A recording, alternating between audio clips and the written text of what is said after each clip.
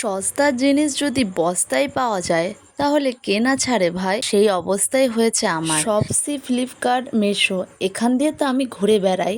হঠাৎ করে শপসিতে একদিন দেখলাম এই ZM এর বিষয়ে আমি কিচ্ছু জানি না, এই কোম্পানির বিষয়ে আমার কোনো রকম কোনো সেন্স নেই। তো ওরকম স্ক্রল করতে করতেই দেখলাম যেরকম ZM এর একটা পারফিউম বডি স্প্রে 101 টাকায় দেবে।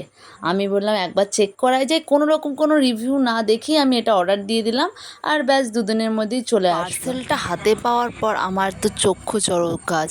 আমি ভাবলাম আমার 101 টাকা গেছে, কেননা প্যাকেজিং ফুটো। আমার লাইফের মতন এটাও ফুটো। পারফিউমের বোতলটা ড্যাব খাওয়া, মোটকে খোলা, ব্যাস। আমি তো ভাবলাম যা গেছে আমার টাকাটা।